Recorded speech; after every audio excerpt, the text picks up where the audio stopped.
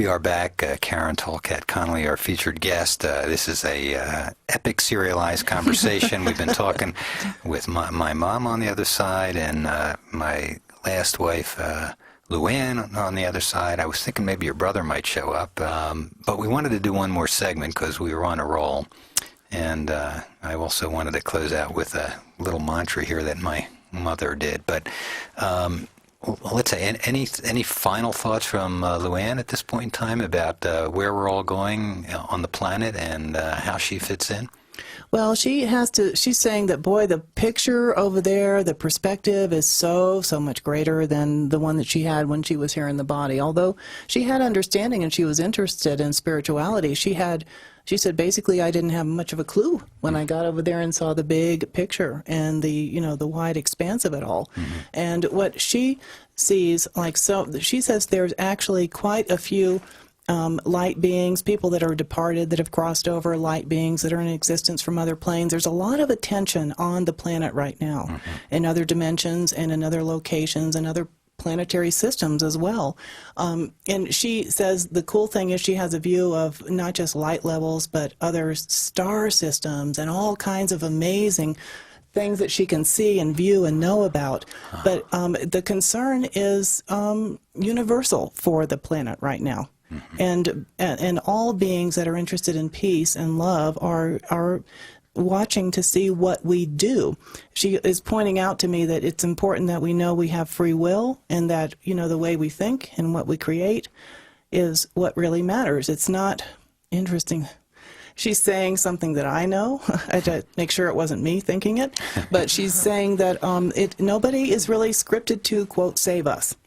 Mm-hmm. It is up to us. She's very clear on responsibility and self-direction now. Mm-hmm. One of the principles that I learned many from the death and the experience, the time leading up to it, and particularly the year after, a lot of lessons there, but that love brings up anything unlike itself, anything and everything unlike itself. And there was a lot of love in the relationship during that 8 years, so things needed to come to the surface to be healed. That was the lesson in retrospect. And, and you probably agree with me, and everybody on the other side will, because everybody's received in love. This is about love. This is the life lessons. Yes. If you think it's about something else, you're going to walk down the wrong path, and you get one of those cosmic hits, cosmic slap in the face until you become a lover.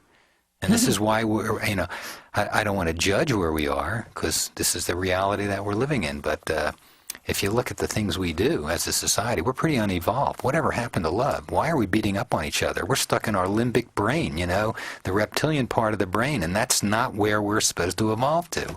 We're mammals. We're supposed to take care of our young and love each other, not eat them. Yes. So it is evolutionary times here on the planet, and that's part of the issue is that when you're living in evolutionary times, and we truly are, there can't be much doubt. What else would have to happen for us to wonder if we're living in evolutionary times? It's important that we're able to adapt and change. Yeah. So before we close, I want to just give you the mic in terms of what you do. How do these skills that you have that were grace and a gift to you? Okay. Well, I am both a psychic and a medium, and there is a little bit of a difference there. A psychic picks up universal vibrations, and a medium picks up vibrations from deceased or disincarnate energies. So all mediums are psychic, but not all psychics are mediums.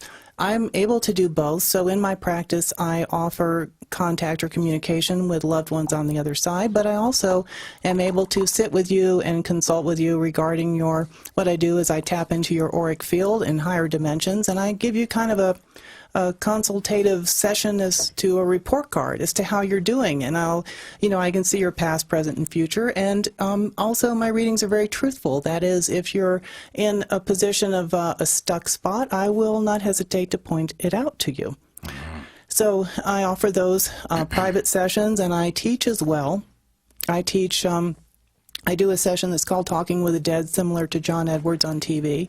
I also teach people how to expand their own intuition, because I truly know that everybody has an inner voice, and it's very important for all of us to be able to tap into it.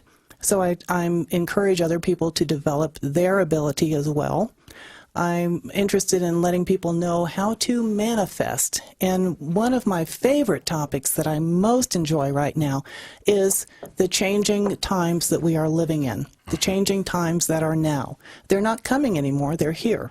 Yeah. I mean, I have said often in conversations when people are feeling the intensity, and it is intense, and there's a lot of tension, but we are graced and gifted to be incarnate at this time. Oh, yes. As crazy as it is. I mean, just look at what's going on.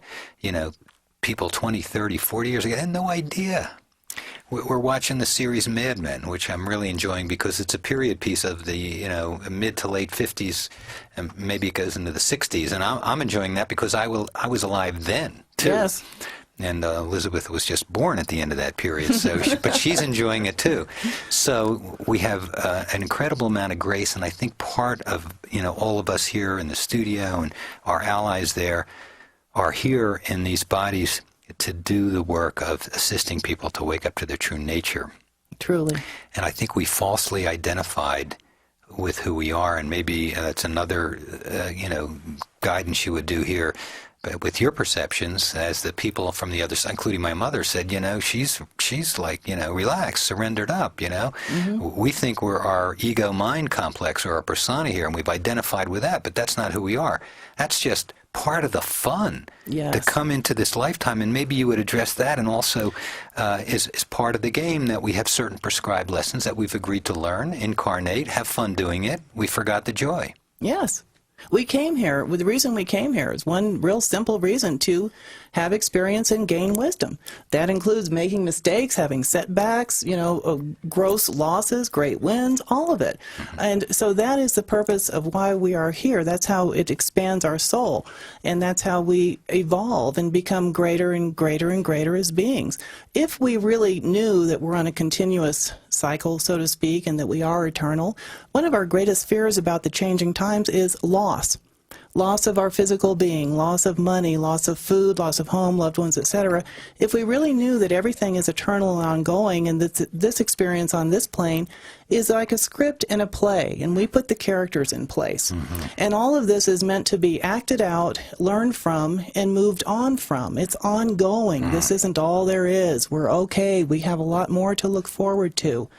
It is all, it's so simple, and yet it sounds kind of maybe too simple, but the truth is, the only thing God has ever asked of us is to live and be happy. Be happy. That's it. Yeah. Mir Baba said the same thing. Don't worry, be happy. I think playing and being joyful is what our legacy is, and even the scientists and the quantum physicists are starting to see, and you know, when you use the word God, it's not the images of what we have, and it's not the wrathful, you know, judging our sins, none of that stuff. It is a field of all that is. Yes. So. Science is definitely, science and spirituality are beginning to definitely blend. I know Professor William A. Teller said that what we see with our physical eyes comprises less than 1% of the known universe. And if there's that much unseen, wow, baby. All right, well, that's why we're here, to enjoy the parts that we don't know about. Now, Karen Tallkat Conley.com. That's KarenTallkat Conley. 813-928-3105, that her assistant can engage you in sessions together.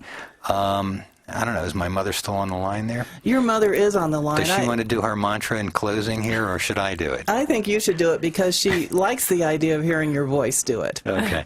Well, in the hardest times with my mom living here for the last 16 months, while she was reading all the books, every once in a while she'd slip to the left or to the right, you know, and unfortunately it would upset her, and she wasn't happy all the time. So we gave her a mantra, 4 principles, right? And Elizabeth, correct me if you remember it a little differently, because I'm going from memory. It's not written down. I'm okay. Nothing's wrong. This is it. And God loves me. That's it. Oh, yeah. I love that. So thanks everybody for listening. Thanks Mom for showing up, and Luann for showing up, and we'll have more to come. I have some ideas about maybe we should do a little TV show ourselves. Yeah, I think we should. And have a studio and just get the audience involved. So I agree. Look for us down the line on one of the networks or one of the cable channels. HBO. Thanks, Karen, very much, and Elizabeth. Yeah. And Bob. And Michael. And Michael. We'll be okay no matter what.